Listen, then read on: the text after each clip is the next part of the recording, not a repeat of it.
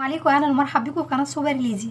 النهارده ان شاء الله هنعمل مع بعض الكريب بتاع المحلات بطريقه سهله جدا وبسيطه، وهقول لكم كمان على ايه السر اللي بيخلي الكريب بتاع بره يعني بيبقى مرمش وجميل، مبيبقاش طري خالص. وان شاء الله هنعمله النهارده بثلاث حشوات مختلفه. هنعمله بحشوه اللحمه المفرومه، وحشوه كمان فاهيتا الفراخ، والحشوه الثالثه حشوه البطاطس، وان شاء الله الثلاثه يبقوا احلى من بعض وهيعجبوكم جدا. هنبدأ بالمقادير بتاعتنا بسم الله. اول حاجة هيكون معايا طبعا جبنة موزاريلا، وممكن تستخدمي الجبنة الشيدر يعني اي نوع جبنة بيسيح. وهنا كمان معايا، وممكن كمان تستعملي على فكرة جبنة رومي مبشورة هتنفع برضو، بس الحقيقة يعني هو في المحلات بيعملوه بالجبنة الموزاريلا علشان كده بيبقى طعمه حلو يعني وبيشد. وهنا هيكون معايا في الطبق ده تقريبا 4 بصلات صغيرين مقطعاهم كده جوليان، وطماطم برضو مقطعاها كده جوليان. وهنا تقريبا ربع كيلو من البصل انا عاملاه في الكبه، ممكن طبعا تبشريه بالمبشره بتاعت العاديه يعني بتاعتنا، تبشريه ناعم، لان انا بحط دايما نص كميه اللحمه بصل علشان يكتر الكميه شويه. وهنا في الطبق ده شويه بقى من الفلفل الملون الاحمر على الاخضر على الاصفر، مقطعاها برده كده جوليان بالطول. وهنا بقى البطاطس بتاعتنا الجميله المقرمشه، معلش طبعا انا اسفه، الحلوه جدا دي اللي هنحشي بيها برده الفراخ بتاعتنا. وهيبقى معايا طبعا مايونيز وكاتشب. وعايزه اقول لكم ان الحاجات دي انا الحقيقه يعني عاملاها في البيت، لسه عاملاها طازه النهارده. جميله جدا، وان شاء الله لو عايزين الطرق بتاعتها يعني انا مش هبخل عليكم بيها، هقولها لكم برده في فيديو لوحده، علشان بس الفيديو بتاعنا النهارده ما يبقاش طويل قوي. حطيت الطاسه بتاعتي على النار، ولازم طبعا تسخن جدا. ودلوقتي هنزل عليها كده بمعلقه من السمنه. واول ما السمنه تسخن جدا، وممكن على فكره تستخدمي زيت برده او زبده هينفع، انزل باللحمه بتاعتي. واول ما اللحمه اول ما اللحمه اتشوحت كويس جدا كده، هنزل بقى عليها على طول البصل، واقلبهم برده كويس جدا مع بعض. اول بقى ما اتشوحوا كويس جدا مع بعض، هنزل عليهم بالتوابل بتاعتي، عباره عن الملح والفلفل والكزبره الناشفه والزنجبيل، وشويه كمان من توابل اللحمه، وفصين كده من الحبهان، واقلبهم كويس جدا. اول ما اللحمه بتاعتنا دخلت في السوا، نبتدي بقى ننزل عليها بشويه كده من الفلفل الملون، ونقلبهم شويه مع اللحمه نخليهم يتبلوا. اخر حاجه هنزلها عليها، هننزل برده شويه كده من الطماطم، ونقلبها برده مع اللحمه كويس جدا. خلاص كده الحشوه بتاعتنا دي استوت، لان احنا مش عايزين الخضار يعني يستوي اكتر من اللازم، عايزينه برده يفضل كده مقرمش تحت ضرسنا واحنا بناكل. هنشيل بقى الحشوه دي على طول من على النار. وفي نفس الطاسه اللي عملنا فيها اللحمه هننزل برده بمعلقه كده من السمنه، ونخليها تسخن كويس جدا.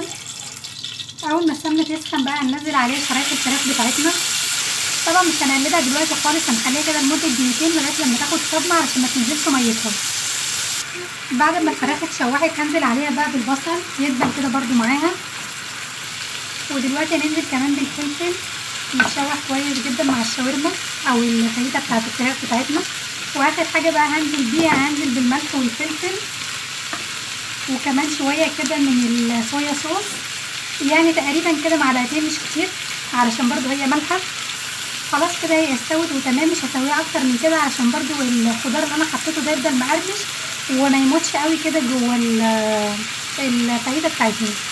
دلوقتي بقى نبتدي في الطريقه بتاعه الحشو. بحط طاسه كده تيفال من غير اي ماده دهنيه ناشفه خالص كده، واخليها تسخن خالص. وبعد كده اجيب بقى الكريب بتاعي اللي احنا عملناه امبارح مع بعض، واتنيه كده بالنص، او يعني ايه، اخلي جزئيه كده تبقى اكبر من الجزئيه التانية بالشكل ده زي ما انتوا شايفين كده. وبعد كده اجيب بقى الكاتشب بتاعي،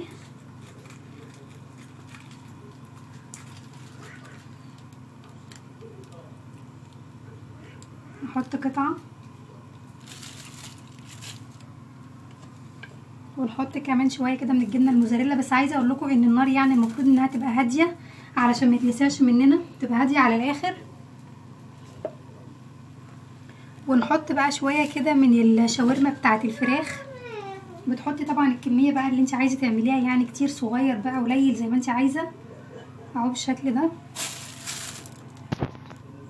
ودلوقتي هنزل عليها بشويه كمان من المايونيز.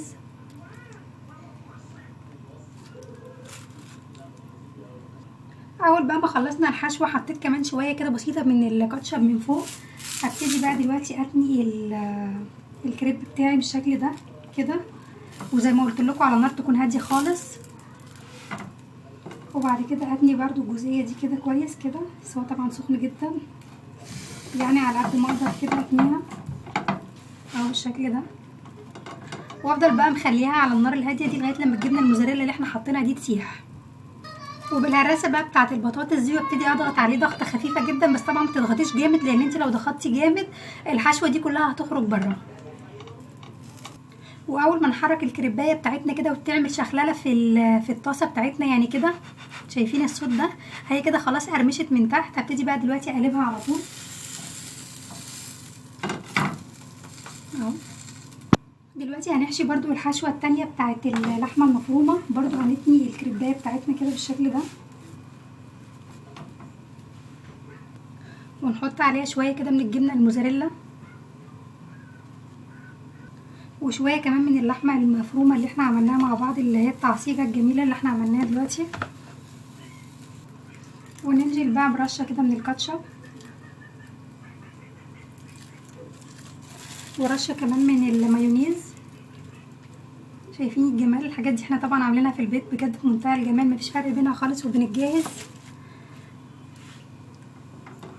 وبعد كده نبتدي نتني كده من الناحيه دي.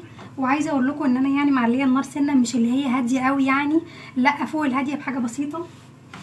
وبعد كده نحاول نتني من الناحيه دي، بس طبعا هي سخنه جدا، بحاول كده على قد ما اقدر واضغط عليها. ودلوقتي برضو انا قلبت كده على الناحيه التانية برضو علشان ياخد قرمشه من الناحيه التانية. دلوقتي هنعمل بقى اخر حشوه معانا، هي حشوه البطاطس. هنحط برضو كريبايه كده ونتنيها زي كل مره اهو بالشكل ده، ونحط برضو شويه كده من الجبنه الموزاريلا،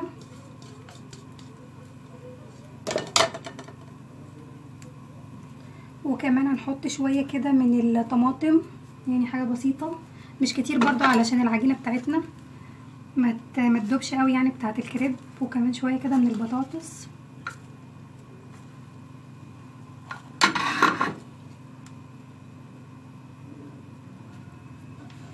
وننزل كمان بشويه من المايونيز بتاعنا، وشويه كمان من الكاتشب.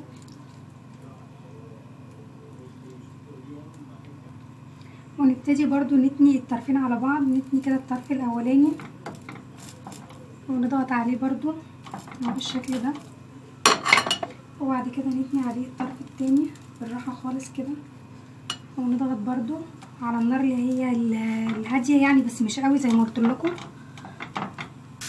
اول ما ارمش بقى من الناحيه دي قلبته برضو علشان ياخد كده قرمشه من الناحيه التانية. وده بقى الشكل النهائي للكريب بتاعنا اللي احنا عملناه ب3 حشوات. طبعا اول ما بتخرجيه بقى من الطاسه على طول بتلفيه بالورق اللي هو الالومنيوم فويل ده، علشان يتنوا يعني سخن معانا ما يبردش، دي حاجه. والحاجه التانية طبعا علشان ما ينقطش بقى علينا لو في صوص يعني ولا حاجه. وهوريكم بقى صوت القرمشه الجميل، شايفين كده؟ اظن يعني مفيش صوت قرمشه اكتر من كده، بجد جميل جدا. طبعا السر في القرمشه بتاعت المحلات ان هما بيحطوا الكريب مره تانية بعد ما بيستوي، لما بيحطوا فيه الحشوه، علشان حاجتين، علشان يقرمش كده، والحاجه التانية علشان الجبنه اللي هما بيحطوها فيه تسيح. لان الحقيقه يعني كنت ساكنه جنب ابو محرم اللي هو بتاع الحلويات وبتاع البيتزا لمده 2 سنين، وكنت على طول بتفرج على الحاجات اللي هما بيعملوها دي من فوق، وبجد عرفت السر اللي هما بيعملوه كله، ان انتي بتخلي الحاجه على النار شويه كده لغايه لما تقرمش القرمشه الجميله دي. شايفين كده؟ بجد جميله جدا. انا بفكر بقى المرحله الجايه افتح محل كريب. ده كده اللي هو بالبطاطس، وده برضو بصوا شايفين ده كده اللي هو باللحمه الجميله. بصوا عامل ازاي الحشوه يعني بتنطق كده جواه. وده اخر حاجه اللي هو بالفراخ اللي احنا عملناها وبالفاهيتا. بجد ال3 احلى من بعض طبعا، بالهنا والشفا بقى اللي ياكل. طبعا مش عايزه بقى حد يقول لي ان هو محروق، والله مش محروق ولا اي حاجه، ده خد بس كده لون دهبي، بس هو عشان الكاميرا يعني مغمقاه شويه، بس بجد جميل جدا ومش محروق ولا اي حاجه. وشايفين كده الحشوه عامله ازاي من جوه. بصراحه انا ما كنتش ناويه ادوق، بس مش قادره ما ادوقش بصراحه، يعني ايه لازم برضو كده ايه ادوق حاجه بسيطه. روعه ملوش حل. ان شاء الله يا حبايب قلبي هتجربوه وبجد هيعجبكم جدا، في منتهى الجمال، وكمان اقتصادي على الاسعار طبعا اللي بتتجاب من بره. طبعا بتبقى غاليه جدا، لكن ده عملناه في البيت، والكاتشب والمايونيز وكل حاجه في البيت بجد بسعر اقتصادي جدا. طبعا علشان في لحمه وكده هتقولوا لي برده مش اقتصادي، لا اقتصادي بالنسبه للاسعار بتاعت بره. احنا لو عملنا كميه هنا في البيت وجبتي مثلا 2 بس من بره، هيبقى بتمن الاتنين دول ممكن تعملي انت كميه جوه البيت.